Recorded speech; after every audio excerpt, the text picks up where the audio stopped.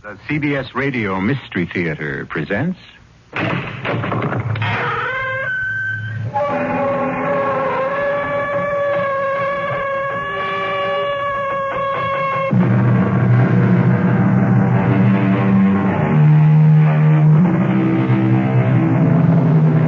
Come in. Welcome. I'm E.G. Marshall. How conscious all of us are who drive the freeways and the throughways of the behemoth of the road, the tractor-trailer truck. Most of the time we mumble under our breaths at the size of these 30, 40-ton monsters, particularly on wet nights when the rain is slanting down and that swirling mist in their trail fogging and dirtying our windshields. But we seldom spare much thought to the men who drive them. See that sign, Steve? This weather, I'm lucky I can see the road.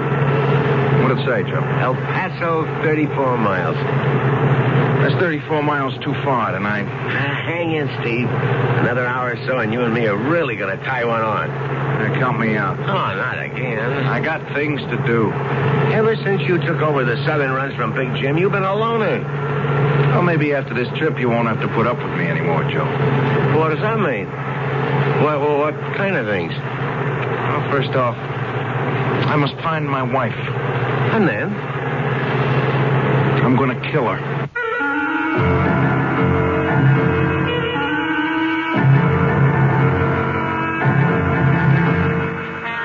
Our mystery drama, The Reluctant Killer, was written especially for the Mystery Theater by Ian Martin and stars Tony Roberts.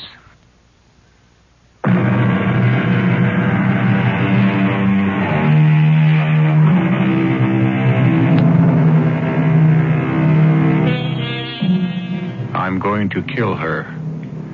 There was something so final and deadly about the quiet statement that it got to Joe. For once in his life, he knew enough to keep quiet. He just sat in his corner of the cab, watching the big, darkly handsome man at the wheel, who handled his 30-ton rig as easily as if it were a small, compact car.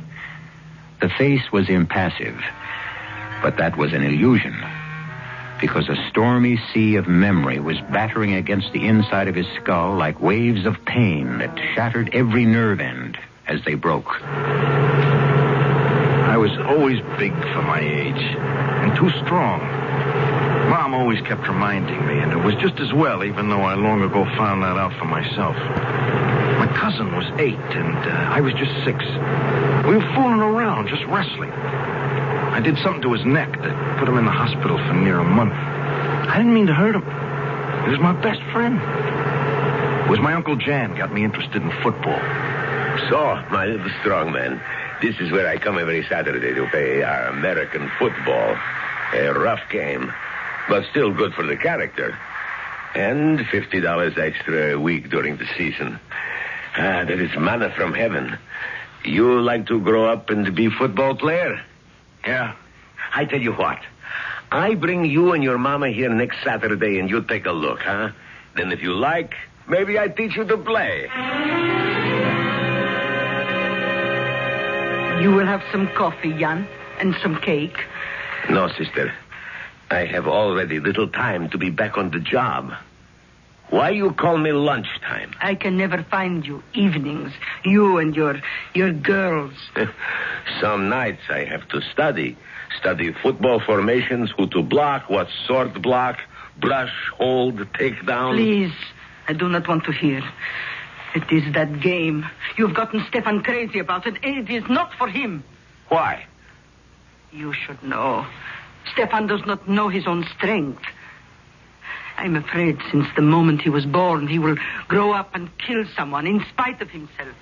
How could you know this about a baby? I see things even God himself should not allow me to see. Are we going back to all this Romany nonsense again? We go back to Gypsy Kings. I hope not. I will be happy to settle for Slav myself. And better still, American. That cannot change what I know. And what do you know? Stefan was born the wrong side of midnight. What does that mean? There is death in his future, unless he walks with great care. The tarot cards tell me again and again it is so. His death? That is not revealed. Only that it is he or someone close to him, and that the death might be because of him. I never knew about that conversation till my mother died. I was a senior in college on a football scholarship, and by then she was resigned to it at last because it was getting me an education I couldn't have afforded otherwise. She never would have told me about her fears for me, I guess, if it weren't for the pro offers that were being dangled in front of me. Oh, I am glad the football season is over, Stefan. Now, no more wars. Don't knock it too much, Mom. It opened a lot of doors for me. Oh, that is what I'm proud and happy for. When you get your degree, you'll be an engineer, a man with a white collar. Hey, don't go kicking the blue-collar worker around, Mom. Times have changed. Oh, times maybe. But be what the college has trained you to be. That's a pretty tough promise to ask for, Mom. Why? Oh, a lot of reasons. First of all, I love the game. I really do. Second, I may have big muscles, but I got no great brain to match them. I'm not so sure I could make it as a mechanical engineer. Last off, there's an awful lot of dough in a football future for me. I'd like us to have some for a change. I want to set you up in a house of your own. No more work. No more worry. No, Steve. And before you stop me, I'll give you some first and last offs of my own. First, I don't want to say this, but you got to know sometime. I haven't got too much future left, Stefan, my son. God is about ready to bring me home. Mom, what is it? Stefan, quick, in the kitchen, on the spice shelf behind the dill bottle, a little dark medicine bottle with small white pills. Bring them. I'll be right back, Mom. Oh, no. No, God, please. Not yet. Till I know my boy is safe. That was the first information I had of my mother was dying. She and Uncle John had kept the secret from me completely till that moment. How mercifully quick it was after the years of angina pains. Less than a week later, I sat with my mother before she died. She told me of the long-ago conversation with Uncle Jan. And then... That is why I feel if only you were away from all that violence and fighting, I could see happiness and peace for you, Stefan. Not for my sake. Yours. Promise me no more football. The money isn't to buy something for you, Mom. What's it worth? I promise. I could have kept my promise to my mother if it hadn't been for Pat. After Mom died, with the funeral and all, and my last term to get through, I took a job at a gas station part-time. I could have worked as much as I wanted because the owner soon discovered I knew most everything about a car from front end to universal, but I was having a rough time making it with the books and getting ready for finals. So I worked mostly weekends. It was a Saturday morning with the sky as blue as a robin's egg that she drove in. She was driving a Maserati, which most time would have had all my attention, but Pat could have sat in some kid brother's beat-up heap for all the notice you'd take of the car. All the way, miss? I beg your pardon? I mean, fill her up? Yes. Premium. Premium? That's right. The best. Well, that's what you deserve. Nothing but. Only, Only what? Well, she looks pretty new to me. What year is she? 73. Well, then you want regular. Don't tell me what I want. Well, that's your wagon, baby. You want to burn out your valves with a 95 rating, you got it. Wait a minute. What's a 95? Well? Excuse me, I was looking at your legs. What was the question? What's a 95 rating? Gas. Octane. 87. 88's all you need, and you keep your engine clean as a whistle. What'll it be? Anybody as big as you doesn't have to be conceited or show off, so maybe you know what you're talking about. Make it regular. I'd like to. What? Make it regular. Or even once. I want you to check under the hood. I was hoping you'd ask me that. Why? Beautiful. Just beautiful. Are we starting that again? No, I was talking about this piece of machinery. Oh. Well? Well, what do you want me to check? Well, whatever. Whatever you do. Battery, oil, and things. Sure. My name is Steve Janos. I'm Pat Bard. What are you doing this evening? I have a date, of course. What could you do about it anyway? Oh, nothing. I'm closing early because I have to hit the books. I got a test coming up. I don't know why. What time are you closing? 10:30. I'll pick you up at 10:30 and drive you home. Why? I don't know. I must be out of my mind. Just like me. I mean, I've been that way since the moment I first saw you.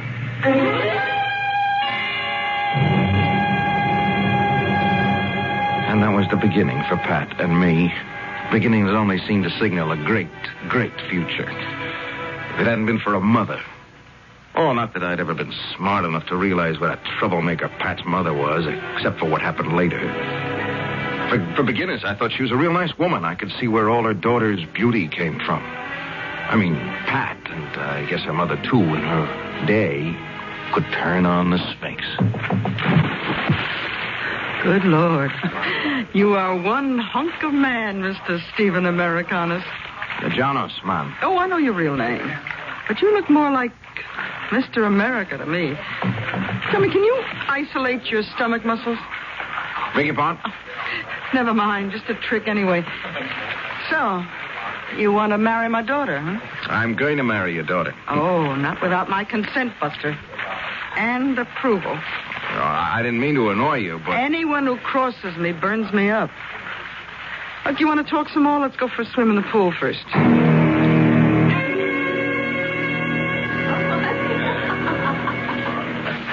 You're a heck of a swimmer, Mrs. Warfield. Well, you're not.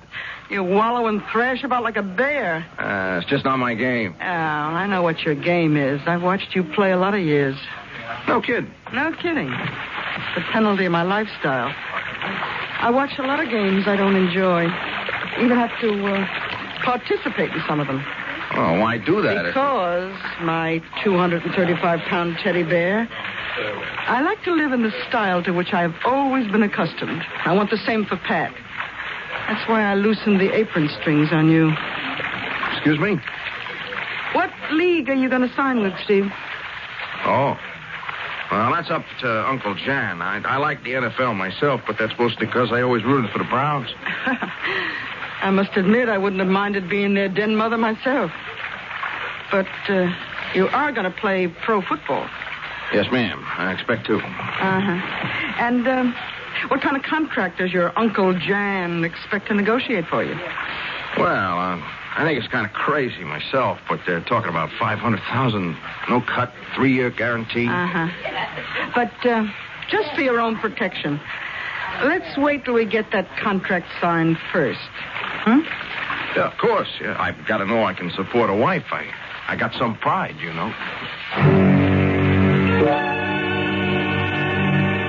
Suddenly, I was seeing my future mother-in-law clearly for the first time. I wasn't a person to her, just a commodity to buy or sell or accept as a gift. She didn't care about Steve Janos, only that he represented $500,000 on the hoof. I'd have cut out there and obeyed my promise to my mother if it hadn't been for Pat. She was what I loved. She was the only one important to me. Nothing could change that. I might want to kill her mother, but I never could feel that same way about Pat. I'm just not built that way. I couldn't kill a fly. Steve. Yeah, Joe. You okay? Yeah, why? We just passed an El Paso city limit sign. I thought you ought to know. I saw it. You look like you was 100 miles away. Don't worry about me. Even if I was high as a kite, I could still haul freight. Oh, sure. You got the touch. I just got the creeps with all that talk about your planning to kill your wife. I don't go for that kind of kidding so good. I wouldn't blame you, Joe. Because I'm not kidding.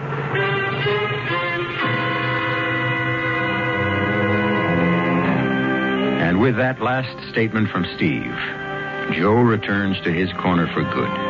He wants no part of this personal vendetta. And yet, Joe is going to find out that he will turn up right square in the middle of it, with no escape and no excuse, and a horrendous multiplication of what he thinks is terror.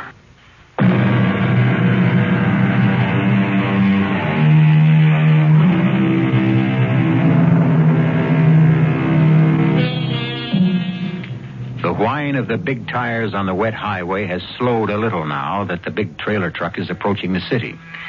But inside the cab, they seem even louder in the silence between the two men. Joe sits hunched over, staring straight ahead through the half circle of clear glass the windshield wiper keeps open against the driving rain, sneaking a sidelong glance every so often at Steve. But Steve is lost again in his own thoughts, driving mechanically with his body reflexes while his mind courses through the past. We were married a week after I graduated. The day I signed my final contract with the Pumas. The headlines embarrassed me, but Pat and her mother really went for him big. Star fullback signs own interference. Steve Killer Janis weds former Patricia Bard, and captioning one picture, Beauty and the Beast. The last one really got to Pat. That's dirty pool. What, Pat? This headline, Mother. Oh, you can't deny it's true. Oh, just look at that beautiful animal you married. If you weren't my own little girl, I'd be fitting an arrow to my bow right now and off on the chase. Yeah, if you did, I'd never stop running. Why? Am I so bad? I didn't mean it that way, Mrs. Bard. I just meant you're kind of a bit much for any guy to handle. Oh, well, never you worry about me. You just take care of my baby in the way to which she's accustomed. Lord knows you're going to be rich enough. Mother! Oh, Pat, don't go ingenue on me. Money may not buy happiness, but it sure makes it a lot easier to find and keep.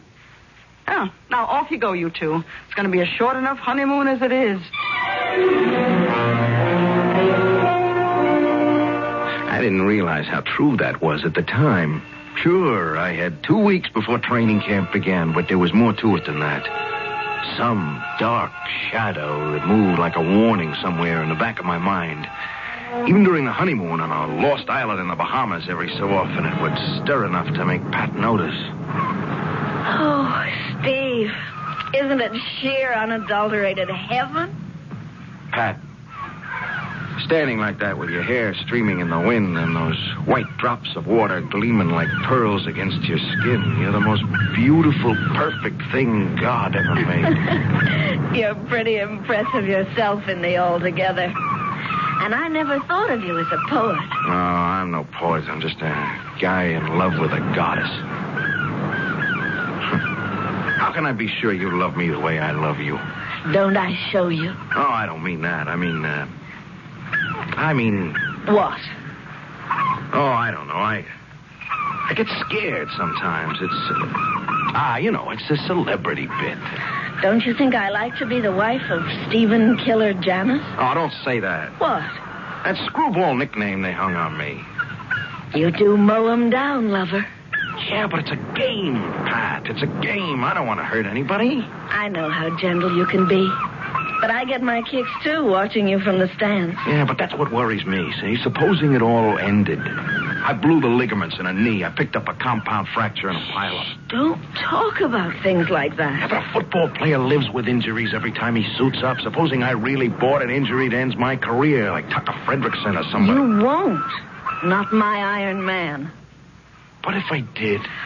Oh, I'd miss seeing you play. The excitement and all. But it wouldn't be that bad. And we'd still have the money. the money. Well, if you're injured or something, that doesn't cancel the contract, does it? No, but if there wasn't that kind of money, Pat, I mean, would it make that much difference to you? Oh, for Pete's sake, Steve. What is this, a back meeting or a honeymoon? Now, can we just change the subject? What's the matter with you, anyway? I didn't actually know what was the matter with me at that moment. There was something that had been building up for a long time without me knowing it. Maybe without my wanting to face it. But back in training camp, I found out I was going to have to. It took me most of the summer to make up my mind, but the third exhibition game did it for me. Before I took final action, I talked it over with Uncle Jan. Oh, why do you come to me, Stefan? You know the answer. Yeah, the answer, sure. But have I the right to make that decision? No one else can make it for you. But about that decision, yes. I will talk a little if you want. Yeah, that's why I came to you. Mm-hmm. So you broke Magorsky's back on a block. Now, that is too bad. No one likes injuries. But that's the game. Game. It stopped being a game a long time ago, Uncle Jan. But it bought me a college education. It'll make me a rich man. In spite of all that, it's still a game. A man's game, a challenge. Not many play only for the money. No one can pay a man enough to take the punishment he takes in the pros. You must pay yourself on the inside with the heart and the mind to balance out the agony you ask your body to accept. And you no longer can. I didn't have to hit Magorsky that hard. Jones already had him off the ball carrier, but that's what the coach demands. He gave you the nickname originally, didn't he? Killer. Yes. When I was still in college, I always hated it. I run the only way I know how. I don't want to hurt anyone. When that whistle blows, I don't see guys, human beings, anymore. I just want to get out there and hit. And hit. And hit till it hurts the other guy more than me. I wanted to hurt Magorsky. He slipped a block on me early in the game. I wanted to kill him. This isn't the beginning anymore, Uncle Jan. This is the end. It isn't a game anymore. It's making me into my name. Then you quit. Just like that? I have a wife. I got an expensive house, an even more expensive mother-in-law. How do I support him? You're an engineer. I wouldn't be a good one. A mechanic. That's what I am. That's what I'd like to do. Run my own shop. Cars. That's it, then. Get a gasoline franchise. A first-class garage. That takes money. And if I quit football, money's what I ain't gonna have. I've been saving all my life. I'll put up the money. You run the front, the repair shop. Stefan, son, we'll go into partnership together.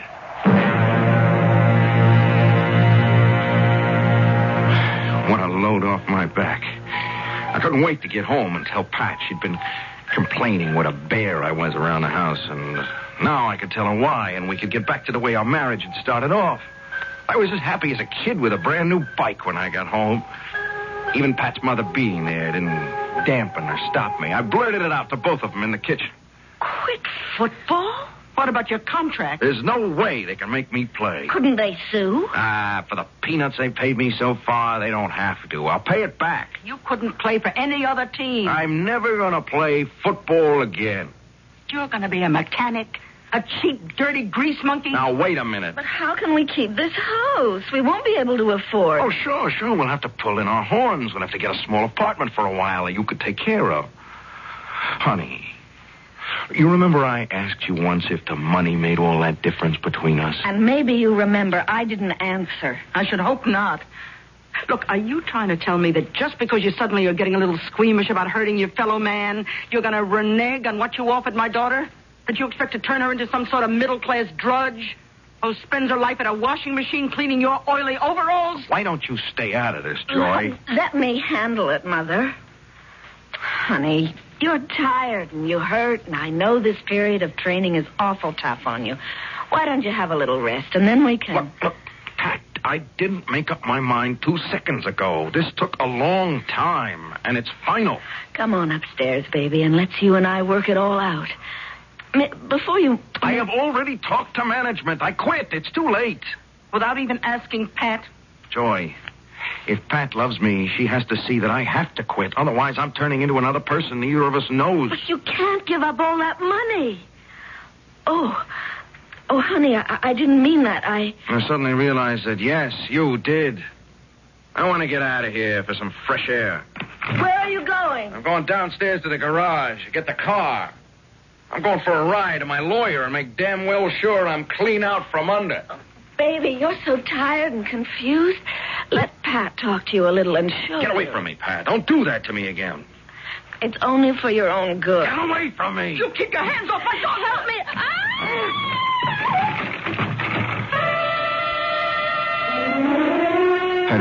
I'd only pushed her away in a moment of revulsion, but as usual, I wasn't conscious of my own strength. Fortunately, Pat wasn't seriously hurt, but on a witness stand in a court. Then with the attorney's pictures to hand around, she looked as though I'd tried to beat her to a pulp.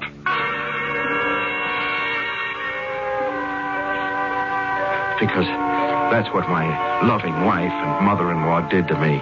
They brought me to court for wife beating. Because my decision about the football contract was irrevocable. They lied. I was given a year's sentence in jail.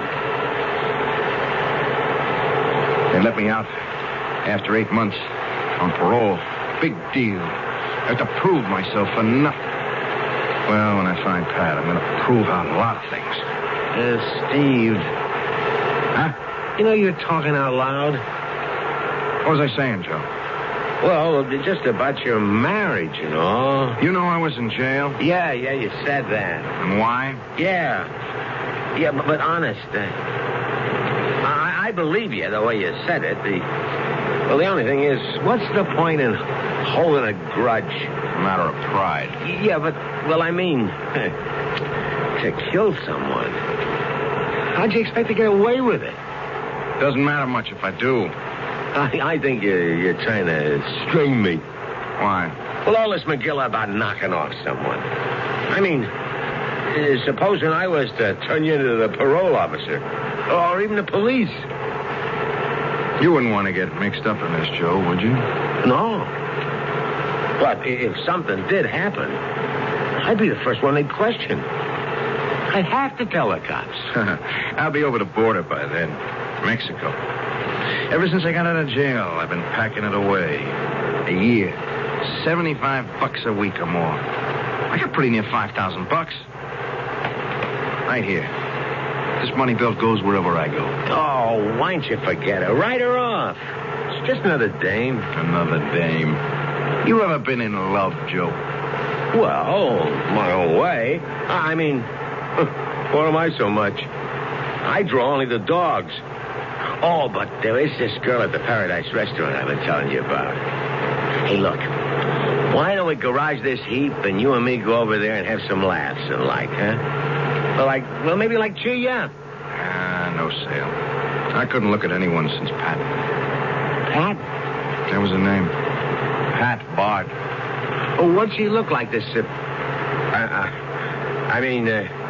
I bet she was some looker, huh? Poor old cabin buddy. Why should I saddle you? You asked for it, so here. Look for yourself. That's her, your Pat? My sometime wife. Well, she's something to... What we stopped for? Well, the parole office is just down the street. I might as well check in. You haul the rig in and garage it. Look, I'll buy you dinner. Huh? Meet you later at that Paradise Restaurant. Oh, no, look, Steve. No, forget it. You don't have to on account of me. Oh, I want to. I got the word that Pat's working as a waitress at some joint. It's one I haven't checked out. Don't worry, Joe. If I find you won't be involved. Check. Yeah, check. Just keep your nose out of this and stay clean. If you only knew, Steve. It just doesn't happen to be that easy, buddy.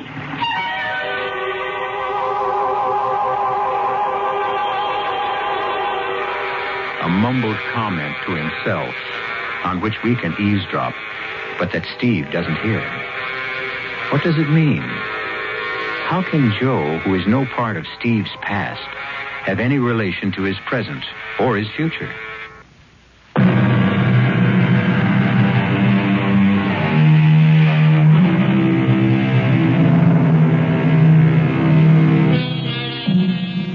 If you have a suspicion by now that Joe is not telling Steve everything he could, you might be right.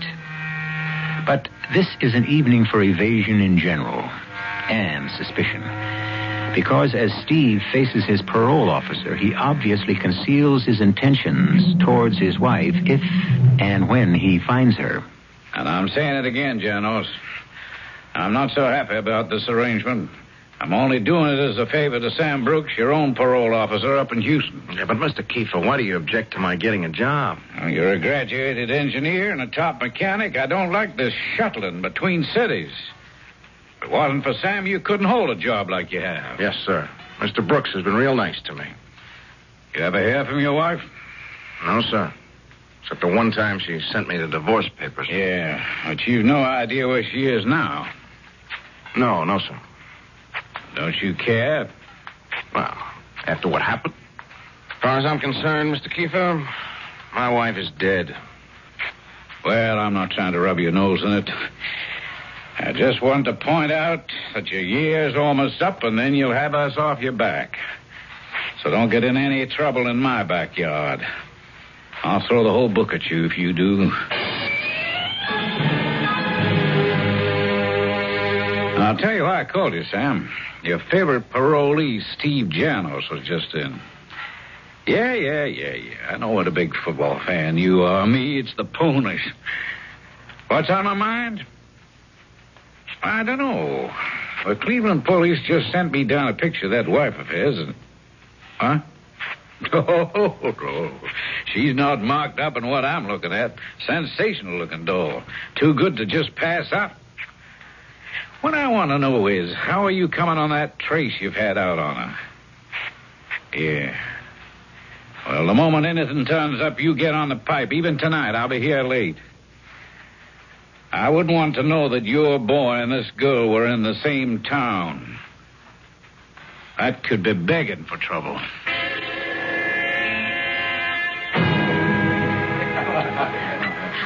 The manager said you had some trouble with the other waitress. Can I help? Oh, Steve. Hi, Pat. Fancy meeting you here. How did you find me? When I got out of jail, I discovered your mother had died. You sold a house and moved. Somebody told me you'd gone to work as a waitress. I started out combing every restaurant in Cleveland. I came south. Yeah. When I got my copy of the divorce papers, they were postmarked El Paso. I got a job holding freight down here. I've been looking for you ever since. What for? We got to talk, Pat. You and me. I can't. I work here. What is this masquerade? You working as a waitress? I have to. What for? To earn a living. I don't believe you. What difference does it make? We're through. No. I have to talk to you. All right. They're calling me from another table. I should be through in half an hour or so. I'll be back. Not here. Don't make any trouble for me. I'll meet you at my place. Where? I live right down the street, right off the dock by the river. The last cabin out on the jetty. I'll meet you there after I'm through. How do I know you won't run out on me? I promise you Look, here's my key. You can wait in my cabin for me. Now I've got to take care of my customers. I looked around for Joe, but I guess he decided he didn't want any part of me after what I told him. I realize now, since the Paradise was his favorite joint, he must have recognized Pat from the picture I'd shown him. I could only hope he hadn't hollered copper, but at least he hadn't tried to warn Pat. In the back of the restaurant was the jetty Pat had mentioned, only it was more of a string piece bridging out to a small island with some summer cabins on it. The others were lighted, one dark. That would be Pat's. I would do it here. My hands on her throat, strong enough to snap it rather than strangle her, and then her body into the river. I started to wait. Oh, hello, Sam. Who? Patricia Barr. Oh, yeah, that's right. That was a maiden name. You located her how? Through the waitresses union, huh? Well, I didn't know she was working. Where? The Paradise Restaurant right here in El Paso? I had a sneaking hunch your boy had a good reason for working this job. He's been hunting for her, and now he's found her. Yeah, it could be natural enough, and maybe he just wants to kindle an old flame, but me, I'm a cynic. Maybe nothing's going to happen, but I'm getting my tail over there as fast as I can to make sure nothing does.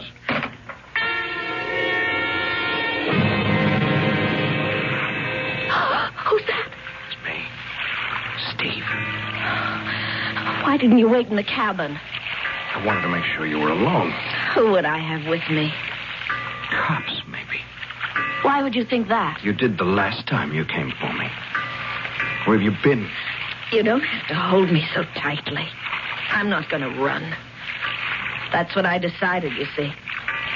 When you carry something inside you, there's no point in running away.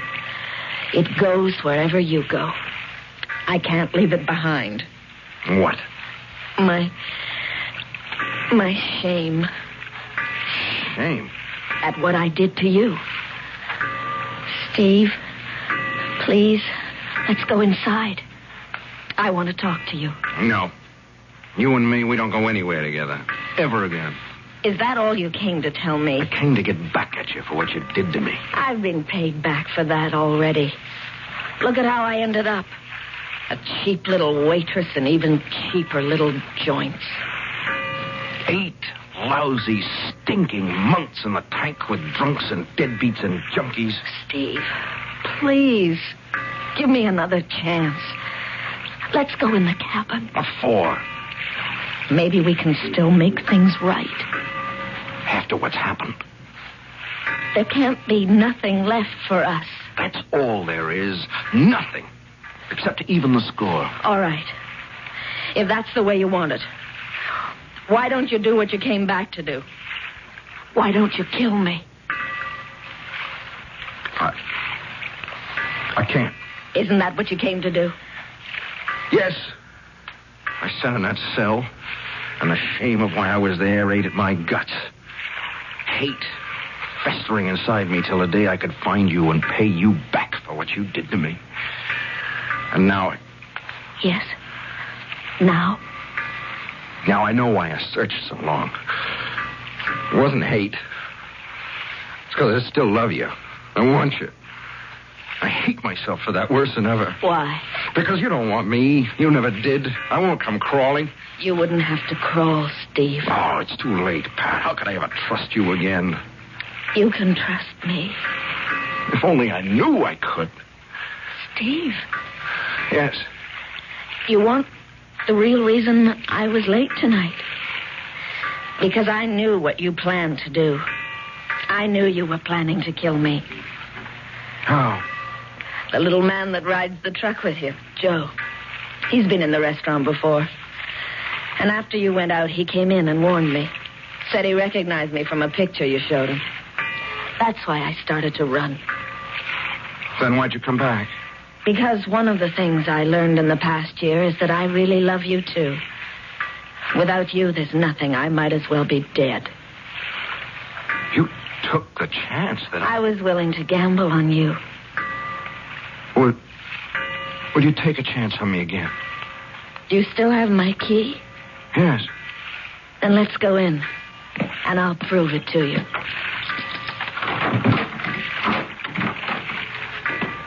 Welcome home, Steve.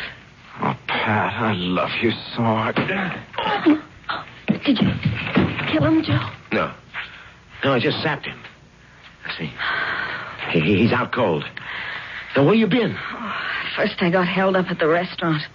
Then he was waiting for me on the walk outside. Well, what are you waiting for? Huh? Get the money. Just a minute. What am I getting into? You're already in, Joe. Come on. I got my car waiting. We can be across the border in less than an hour. And in Mexico with $5,000, we can live like royalty. Yeah. You really mean us, baby? I know you go for me. The way you always came to the restaurant. And I go for you, too. You on the level, huh? Just try me. That's a down payment. All right, now, let's get that money belt off him and roll him in the river. Hold on, wait a minute. Wait a minute. I ain't going for murder. You won't have to, Joe. Who are you? Not exactly a real cop, lady, but the gun is real. You know, it's funny. All I was looking for was a possible parole violator, and now look at the can of worms I opened up. Okay, Joe, turn around and put your hands behind you. Oh, officer, you don't know Just don't move, lady. I get nervous when both my hands are busy. You don't know what I've been through. The man on the floor was my former husband. We were going to have a reconciliation.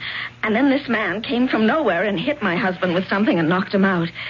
He was going to steal my husband's money and force me All right, Sarah Bernhardt, turn it off. It won't work. Cute little item, isn't she, Joe? How long do you think you'd have lasted?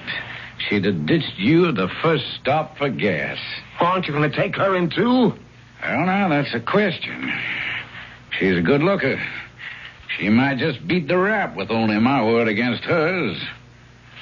Of course, now, if I had a witness... If I had a hand free, I'd belt her one like Steve ought to have in the first place. Okay, officer. You got your witness. But, officer, you don't understand. You're right, I don't. I meet all kinds, and most of the worst got some good in them.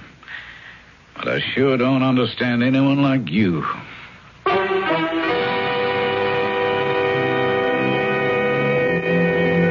I wonder if you, like myself when I first heard it, were as surprised at the outcome as I was. I thought for once we had a love story with a happy ending. Ah, me. Life is full of little disappointments.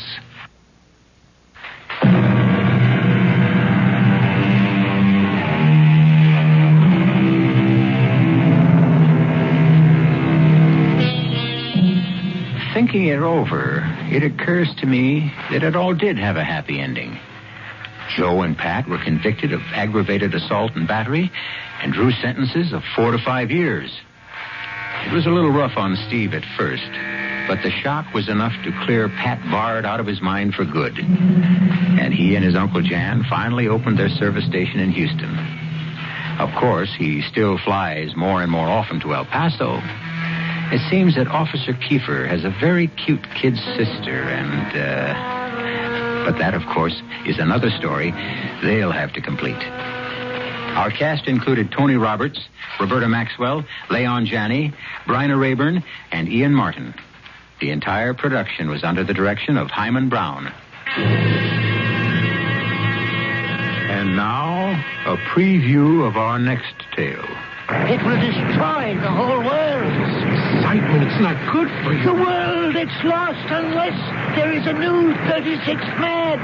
Take my place. You must do it quickly. Quickly before I die. Don't get up. Don't try to get up, please. Say yes, Harry. Say yes. And suddenly there is an end to thunder and lightning, the wind. Suddenly, every cloud will disappear. A bright sun will shine in a peaceful heaven. Just rest. Now try to... Say yes. Only you can save the world. Say yes. Me? Me save the world? Yes, you. Only you can save the world. Harry. Harry, say yes. Harry. Yes, all right, yes. This is E.G. Marshall inviting you to return to our Mystery Theater for another adventure in the macabre. Until next time.